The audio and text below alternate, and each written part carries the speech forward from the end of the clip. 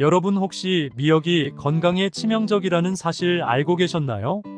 막연히 몸에 좋을 거라는 착각 때문에 함부로 드시다간 오히려 각종 질병을 일으키게 되는데요. 저희 어머니는 대충 해조류라서 건강에 좋겠거니 싶은 생각에 자주 드시는데 절대 하면 안 되는 행동이었습니다. 이번 시간에는 미역을 먹었을 때 독이 되는 경우와 언제 어떻게 먹어야 하는지 딱 깔끔하게 정리해서 알려드리겠습니다. 먼저 미역의 효능을 짧게 알려드리겠습니다. 많은 분들이 단순히 임산부에게만 도움을 주는 음식 정도로 알고 계시는데 사실 훨씬 더 많은 효능이 있습니다. 미역에는 철분과 요오드 성분이 풍부하기 때문에 혈액 속 세포들의 생성을 돕고 혈관 건강에 도움을 주는데요. 또한 미역의 후코이단이라는 성분은 암세포를 예방하고 면역을 증가시켜 암의 성장과 전이를 억제하는 항암 효과를 발휘합니다. 특히 미역의 두꺼운 뿌리 부분인 미역귀에는 줄기보다 8배 이상의 양이 함유되어 있기 때문에 암을 걱정하는 저희 아버지 같은 분들은 반드시 드셔야 합니다. 하지만 이렇게 몸에 좋은 미역도 무슨 음식과 어떻게 먹느냐에 따라 오히려 암을 유발할 수 있기 때문에 절대 같이 먹으면 안 되는 음식들을 정리해서 알려드리겠습니다. 중간에 지루하시더라도 반드시 끝까지 보셔서 가족들의 건강을 살려주시기 바랍니다. 미역이 독이 되는 첫 번째 경우는 미역을 자주 먹는 겁니다. 저희 어머니는 끓이기도 쉽고 맛도 좋아서 미역국을 한번 끓여놓고 하루 3끼를 드시는 경우가 많으신데요. 단순히 인스턴트를 먹는 것보단 몸에 좋겠거니 생각해서 자주 드시는 것은 건강에 미친 행동이었습니다. 미역에는 요오드 성분이 풍부한데 갑상선에 꼭 필요한 영양소로 성장, 발달, 신진대사 등 신체 전반의 기능을 유지하는 데 중요한 역할을 합니다. 하지만 요오드를 과하게 먹을 경우 갑상선 호르몬 생성에 문제를 일으켜 갑상선 질환의 발병률을 증가시킨다고 합니다. 실제로 전문가들에 의하면 미역국을 너무 자주 먹을 경우 갑상선 질환을 유발할 위험이 2배 증가한다고 밝혀냈는데요. 한국영양학회에서 정한 요오드 하루 권장 섭취량은 한국인의 평균 섭취량의 3분의 1 정도로 나타났습니다. 쉽게 말해 우리가 흔히 먹는 미역국 한 그릇에 이미 하루 권장 섭취량을 넘어섰다고 합니다. 또한 우리나라는 바다로 둘러싸여 요오드가 풍부한 김, 다시마 같은 해조류가 이미 밥상에 자주 올라오기 때문에 알게 모르게 요오드를 과다하게 섭취하는 경우가 많습니다. 그럼 김이나 미역국을 먹는 사람들이 다 문제가 있는 거냐 의문이 드실 텐데요. 젊거나 갑상선이 건강한 사람은 요오드가 과잉 섭취되더라도 필요한 양만큼만 딱 몸에 흡수되고 나머지는 배출되기 때문에 문제가 없지만 나이가 드시면 자연스레 갑상선 기능이 약해지고 갑상선 질환이 있는 분들의 경우 주의하셔서 드셔야 합니다. 특히 여성분들의 경우 저희 어머니처럼 건강검진을 하실 때 갑상선에 문제가 생긴 적이 많으시다면 꼭 주의하시기 바랍니다. 미역이 독이 되는 두 번째 경우는 파와 함께 먹는 겁니다. 저희 어머니는 대충 파는 몸에 좋겠거니 생각하셔서 다양한 음식에 파를 항상 넣으셔서 음식의 완성도를 높이시는데 절대 하면 안 되는 행동이었습니다. 미역에는 칼슘이 풍부하게 함유되어 있기 때문인데요. 말린 미역 100g에는 무려 1000mg의 칼슘이 들어있는데 이는 칼슘으로 유명한 우유의 10배에 달할 정도라고 합니다. 물론 칼슘은 노년기에 부족한 칼슘을 채워줘서 뼈가 약해지는 골다공증 예방에 탁월한 효능이 있는데요.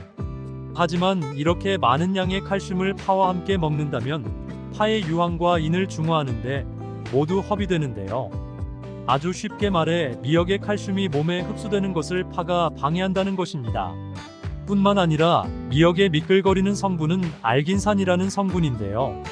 이 성분은 체내에 쌓인 노폐물과 독소, 콜레스테롤을 흡수해 몸 밖으로 배출해 혈관을 청소하는 효능이 있습니다. 하지만 미끌거리는 특성 때문에 파와 함께 먹었을 때는 식감이 그다지 좋지 않다는 단점이 있습니다.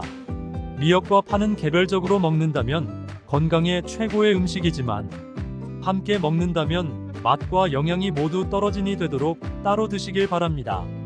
가족 중에 저희 어머니처럼 거의 대부분의 음식에 파를 넣어 요리하는 분이 계시다면 반드시 알려주시기 바랍니다. 마지막 세 번째는 모르면 정말 큰일 나니 꼭 끝까지 보시기 바랍니다. 미역이 독이 되는 세 번째 경우는 미역국에 들어가는 기름입니다. 저희 어머니는 미역국을 끓이실 때 먼저 소고기와 미역을 참기름이나 들기름에 달달 볶으시는데요.